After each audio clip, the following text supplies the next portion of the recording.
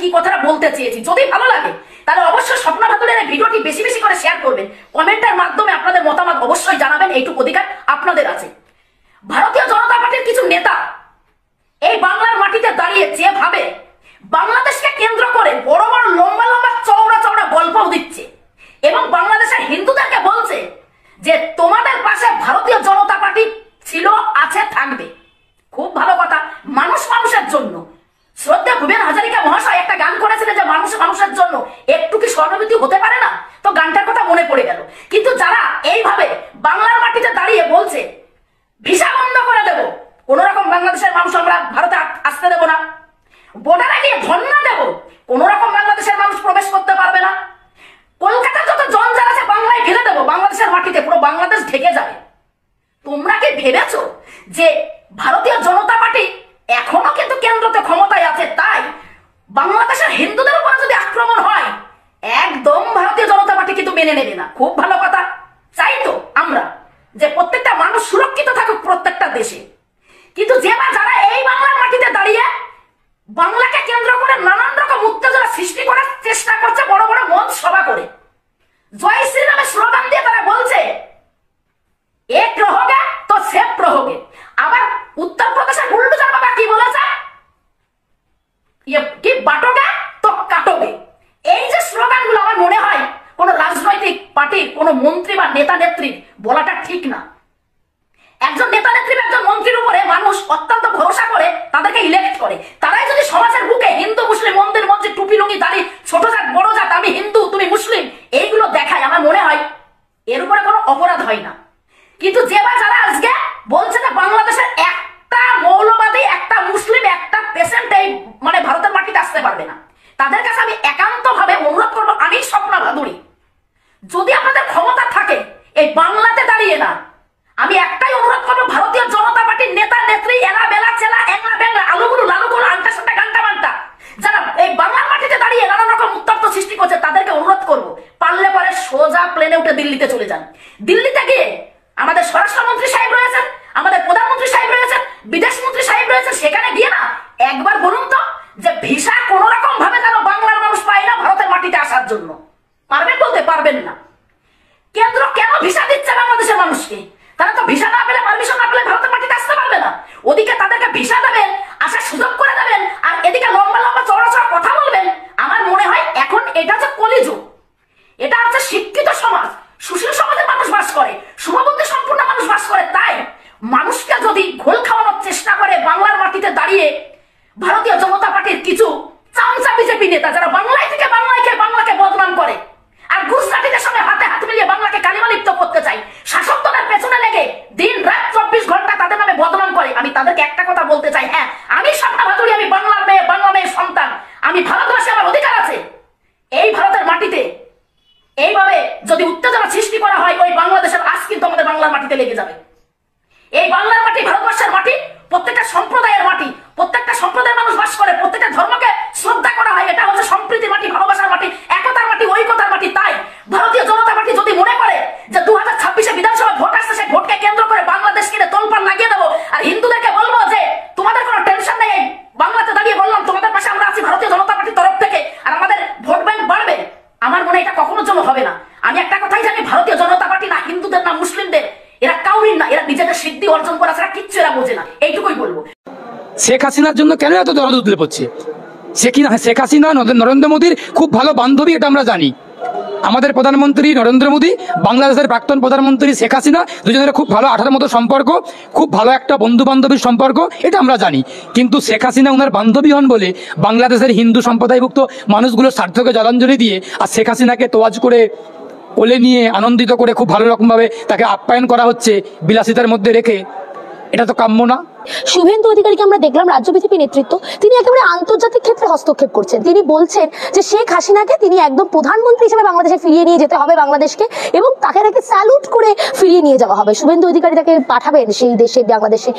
কাকে? শেখ হাসিনা?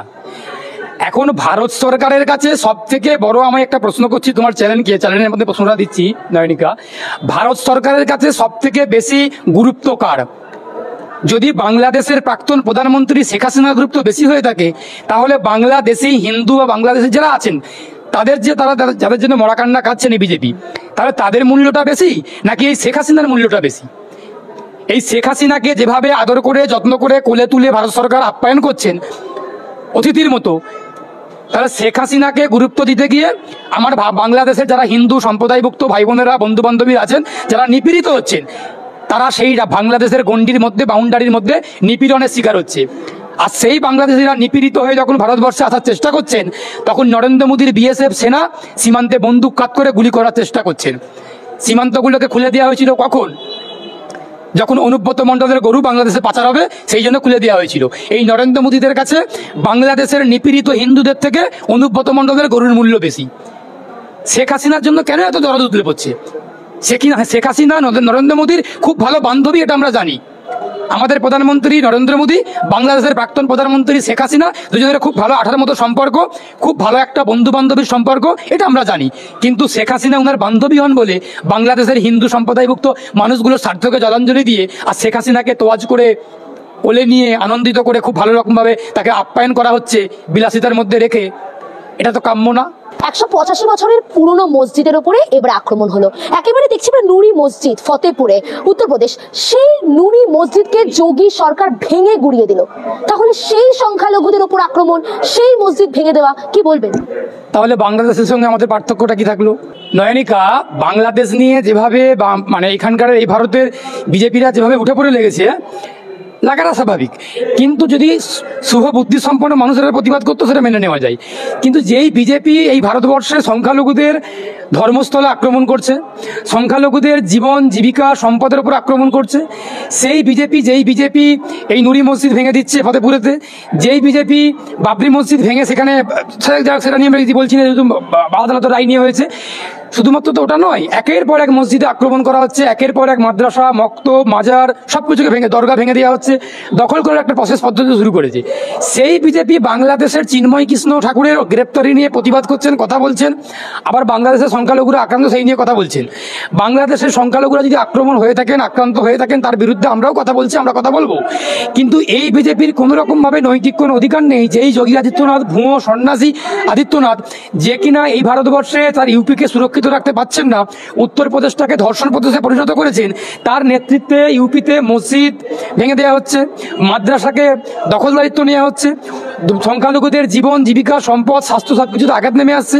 তারাই আবার অভিযোগ করছে কি না বাংলাদেশের সংখ্যালঘুদেরকে ঠিকঠাক করে থাকতে দেওয়া হচ্ছে না। তাহলে বাংলাদেশের সঙ্গে ভারতবর্ষের পার্থক্যটা কি?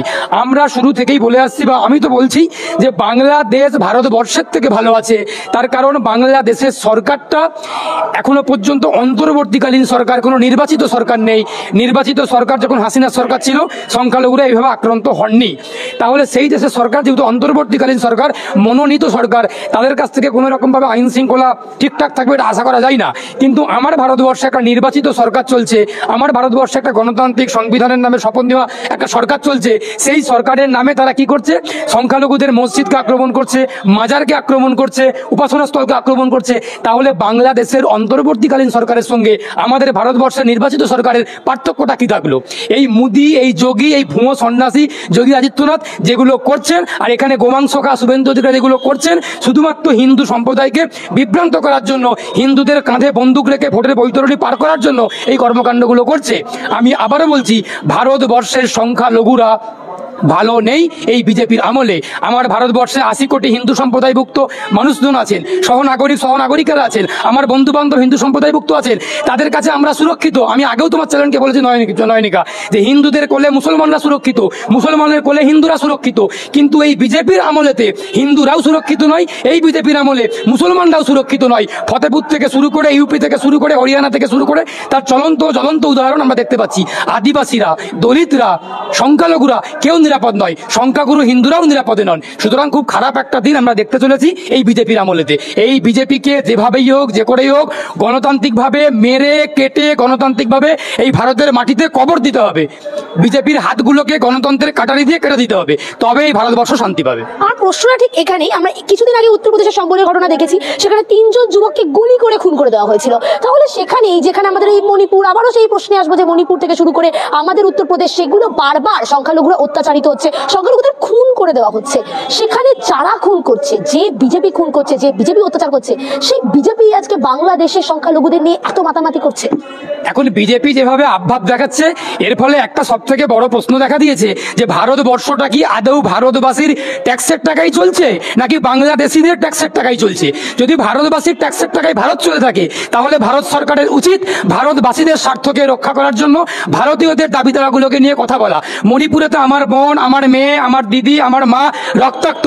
মণিপুরের মহিলাদেরকে নগ্ন করে বিজেপির নেতৃত্বে, বিজেপির জোট সরকারের নেতৃত্বাধীন সরকার মণিপুরের মহিলাদেরকে নগ্ন করে তাদের গৌনাঙ্গ কেটে নেওয়া হচ্ছে, যৌনাঙ্গতে আঘাত করা হচ্ছে। কত বড় বর্বরচিত ঘটনা ভারতের মাটিতে ঘটছে। তাহলে কি আমরা ধরে নেব মণিপুরটা ভারতের কোনো রাজ্যই নয়? যদি মণিপুর ভারতের রাজ্য হয়ে থাকে, তাহলে মণিপুর নিয়ে নরেন্দ্র মোদী কেন কোনো কথা বলছেন না? নরেন্দ্র মোদী বিদেশের মাটিতে গিয়ে ধেই ধেই করে নাচছেন, যেতে বেড়াচ্ছেন, ভারতবাসীর ট্যাক্সের টাকাতে গিয়ে উনি নাচন কুচন করছেন, বিলাসিতা করছেন, ফ্লাইটে করে উড়ে বেড়াচ্ছেন, 10 লক্ষ টাকার কোট পরে ঘুরে বেড়াচ্ছেন। আর মণিপুরের মহিলারা আক্রান্ত হচ্ছেন, মণিপুরের মহিলাদেরকে ধর্ষণ করে খুন করা হচ্ছে। মণিপুরকে নিয়ে না কথা বলে বাংলাদেশকে নিয়ে কথা বলা হচ্ছে। আসলে বাংলাদেশের ঘটনাটাকে, আবারও বলছি, বাংলাদেশের ঘটনাটাকে হাতিয়ার করে বিজেপি ভোটের বৈতরণী পার করার চেষ্টা করছে।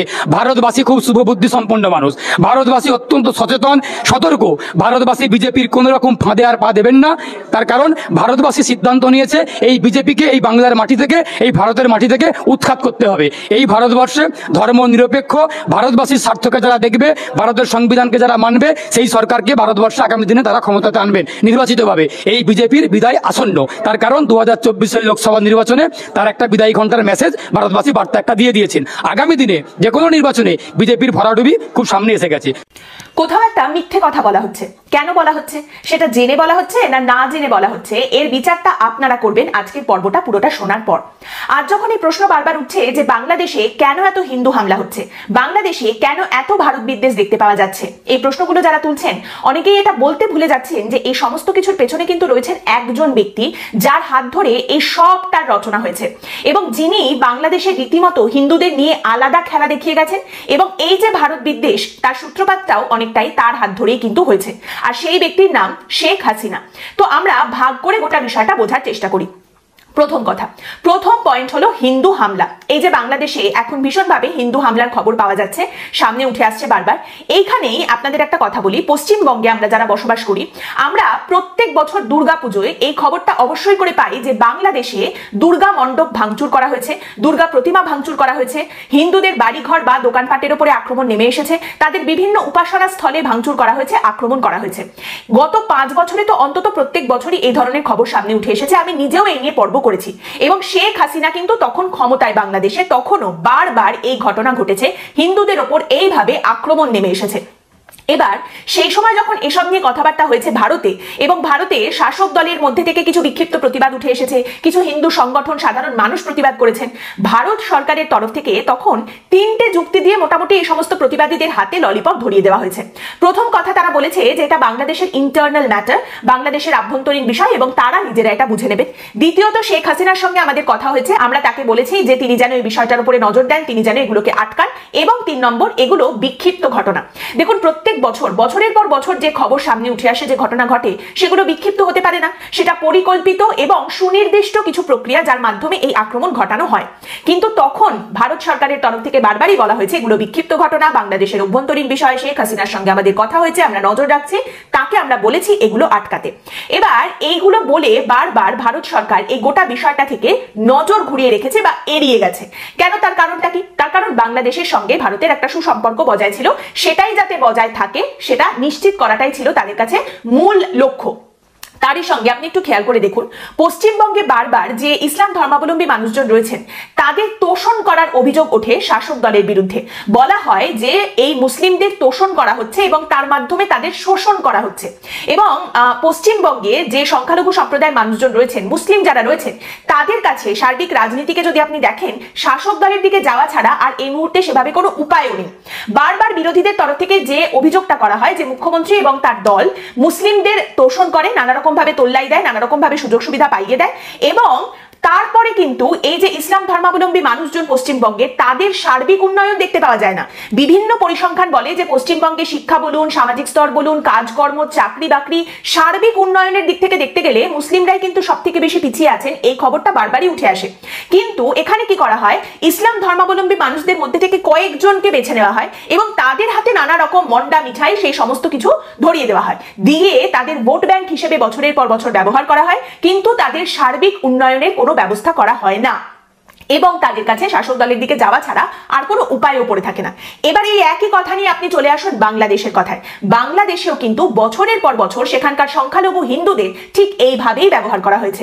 একদিকে শেখ হাসিনা এবং তার দল এসে বলেছেন যে দেখো, আমরা তোমাদের রক্ষা করব, আমরা তোমাদের সুরক্ষা দেব, আমরা ছাড়া কেউ কিন্তু তোমাদের কথা ভাববে না, এই বলে তাদের ভোট ব্যাংক হিসেবে ব্যবহার করা হয়েছে এবং দিনের পর দিন এই জিনিসটা চলেছে। সেখানেও হিন্দুদের মধ্যে থেকে কিছু মানুষকে এগিয়ে নিয়ে এসে তাদের হাতে কিছু চাকরি এবং কিছু মন্ডা মিঠাই ধরিয়ে দেওয়া হয়েছে, কিন্তু সার্বিক ভাবে সেই উন্নয়নটা কি হয়েছে? মানে হিন্দুদের উপরে হামলা বাংলাদেশে কি কমেছে? তারা সুরক্ষিত হয়েছে? তাদের অনুষ্ঠানকে সুরক্ষিত করতে পেরেছেন? তাদের উপাসনা, তাদের দুর্গা প্রতিমা, মণ্ডপ, এই সমস্ত কিছুকে তারা রক্ষা করতে পেরেছেন? না, বরং এই হামলার খবর উত্তরোত্তর বৃদ্ধি পেয়েছে, হিন্দুদের উপরে ক্রমাগত আক্রমণ নেমে এসেছে। কিন্তু এই সমস্ত কিছু দেখেও ভারতের তরফ থেকে কিছু বলা হয়নি, ভারতের তরফ থেকে সেভাবে নাক গলানো হয়নি, কারণ ভারতের বক্তব্য ছিল যে ঠিক আছে, এটা ইন্টারনাল ব্যাপার, ওরা দেখে নেবে এবং আমরা এর মধ্যে ঢুকবো না, ঝামেলার মধ্যে আমরা যেতে চাই না, শেখ হাসিনা তো রয়েছেন, তিনি দেখে নেবেন।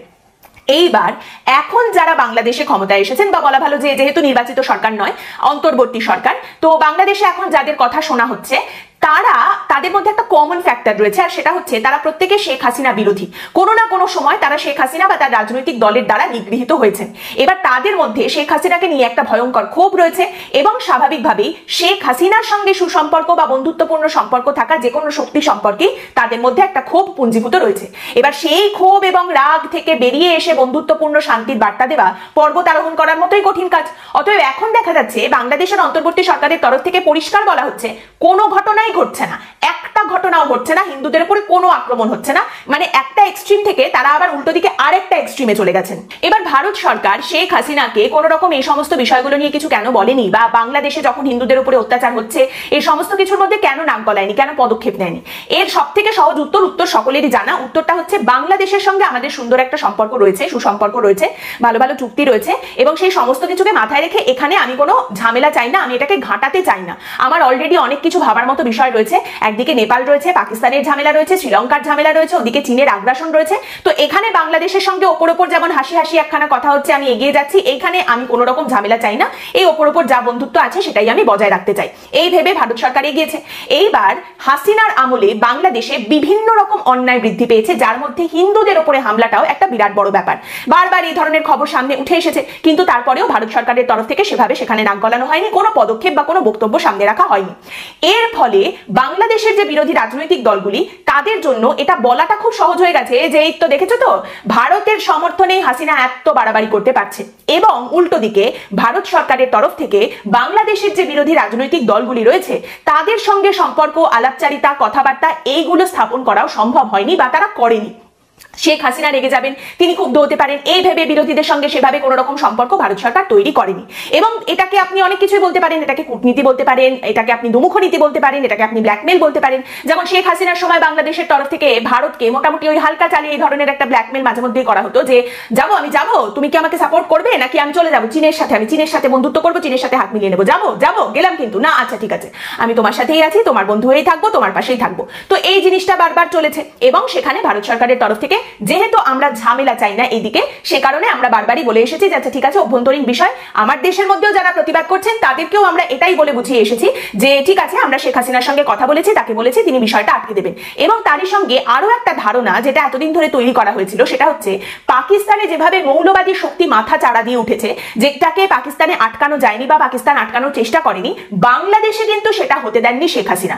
বাংলাদেশের যে মৌলবাদী শক্তি সেটাকে শেখ হাসিনা মাথা চাড়া দিতে দেননি, শেখ হাসিনা সেটাকে বেশ আটকে রেখেছেন। এটা অনেকটা ওই রকম যেটা বলতে হয় যে বাইরে চিকন চাকন ভেতরে ভূতের নাচন। এই মুহূর্তে দাঁড়িয়ে বাংলাদেশে হিন্দু মানেই আওয়ামী লীগ, আর আওয়ামী লীগ মানেই তো শেখ হাসিনা, অতএব বাংলাদেশের প্রত্যেক হিন্দু শেখ হাসিনার সমর্থক, শেখ হাসিনাকে আবার ফিরিয়ে আনতে চান, এইরকম একটা মনোভাব তৈরি হয়েছে, যার একটা ভয়ঙ্কর প্রভাব দেখতে পাওয়া যাচ্ছে। এবার শেখ হাসিনার সম্পর্কে যে বিরোধিতা বাংলাদেশে ছিল, তার সঙ্গে বাংলাদেশে যে মৌলবাদী চিন্তা ভাবনা, সেই সমস্ত কিছু একসঙ্গে হয়ে তার প্রভাবটা দেখতে পাওয়া যাচ্ছে, যেটা একটা ভয়ঙ্কর আকার ধারণ করছে মাঝে মধ্যে। এবার এরকম একটা জায়গায় দাঁড়িয়ে যেটা আমরা বারবার দেখতে পাচ্ছি, এখন সংখ্যালঘু হিন্দুরা বাংলাদেশে যে দাবিগুলো তুলছেন, তারা যে 8 দফা দাবি তুলেছেন, সেগুলোকে পর্যন্ত প্রশ্নের মুখে পড়তে হচ্ছে এবং তাদের এখন প্রশ্ন করা হচ্ছে যে আপনারা এখন এই 8 দফা দাবি নিয়ে এসেছেন কেন? শেখ হাসিনা যখন ক্ষমতায় ছিলেন বাংলাদেশে, তখন আপনারা এই সমস্ত দাবি করেননি কেন? কিন্তু এর থেকেও বড় প্রশ্ন হচ্ছে, শেখ হাসিনা যখন ক্ষমতায় ছিলেন বাংলাদেশে, তখন যদি বাংলাদেশের হিন্দুরা এই দাবিগুলো সামনে রাখতেন, সেক্ষেত্রে শেখ হাসিনা কি দাবিগুলো মেনে নিতেন, সেগুলো কি পূরণ করতেন? একদম সহজ উত্তর না। তার কারণ শেখ হাসিনাও বাংলাদেশের হিন্দুদের তো দীর্ঘদিন ধরে ব্যবহারই করেছেন, তাদেরকেও রাজনীতির জন্য ব্যবহার করেছেন, ক্ষমতায় টিকে থাকার জন্য ব্যবহার করেছেন, এবং ক্ষমতায় থাকার জন্য বাংলাদেশের হিন্দুদের তোষণের মাধ্যমে শোষণ ঠিক যতটা করার দরকার তিনি ততটাই করেছেন। তার থেকে এক চুলো বেশি করেননি। সার্বিকভাবে তাদের যে উন্নয়ন বা তাদের যে সুরক্ষা, সেটা তিনি প্রদান করেননি। এবার এই পরিস্থিতিতে দাঁড়িয়ে এখন শেখ হাসিনা রয়েছেন ভারতে। শেখ হাসিনা ভারতে এসেছিলেন, তখন আমরা যেটা জানতে পেরেছিলাম সেটা হচ্ছে যে শেখ হাসিনা ভারতে থাকবেন না, ভারত থেকে নিশ্চয়ই তিনি অন্য কোনো দেশে চলে যাবেন, যেখানে তিনি সেফ প্যাসেজ, সেফ অ্যাসাইলাম পাবেন। কিন্তু তারপর দেখা গেল দীর্ঘদিন ধরে শেখ হাসিনা ভারতেই রয়ে গেছেন। এবার এই পরিস্থিতিতে এখন আবার দেখা যাচ্ছে তিনি বিভিন্ন রকম ভার্চুয়াল বৈঠক করছেন এবং বাংলাদেশে এখন যারা ক্ষমতায় রয়েছেন, যে অন্তর্বর্তী সরকার, তাদের বিরুদ্ধে বিষোদ্গার করছেন, আন্দোলন সম্পর্কে বিষোদ্গার করছেন। এবার আপনাকে যারা ক্ষমতা থেকে উৎপাটিত করেছেন সমূলে, তাদের সম্পর্কে আপনি মিষ্টি মিষ্টি মধুর কথা বলবেন না, এটাই খুব স্বাভাবিক। আপনি বিষোদ্গারই করবেন তাদের সম্পর্কে, এটাও স্বাভাবিক, মেনে নেওয়া যায়। কিন্তু সেটা আপনি করছেন ভারতে বসে, যার ফলে ভারতের সঙ্গে বাংলাদেশের কূটনৈতিক সম্পর্ক, সুসম্পর্ক স্থাপন করা এবং বাংলাদেশে হিন্দুদের নিরাপত্তা নিশ্চিত করা, দুটোর ক্ষেত্রেই কিন্তু বাধা উঠে আসছে। দুটোর ক্ষেত্রেই কোনো ইতিবাচক দিক দেখতে পাওয়া যাচ্ছে না। বাংলাদেশের হিন্দুদের উপরে অত্যাচার বন্ধ করার জন্য যদি ভারত কোনো পদক্ষেপ নিতেও চায়, সেটার ক্ষেত্রেও কিন্তু এই জিনিসটা এখন একটা বাধা তৈরি করছে। এবং তারই সঙ্গে বাংলাদেশে যারা বর্তমানে ক্ষমতায় রয়েছেন, তাদের তো বিভিন্ন রকম অভিযোগ শেখ হাসিনা সম্পর্কে রয়েছে। আপনারা জানেন কিছুদিন আগে বাংলাদেশে অর্থনীতি পরিস্থিতি বিষয়ক একটি শ্বেতপত্র কমিটি তৈরি করা হয়েছিল। সেই কমিটির তরফ থেকে যে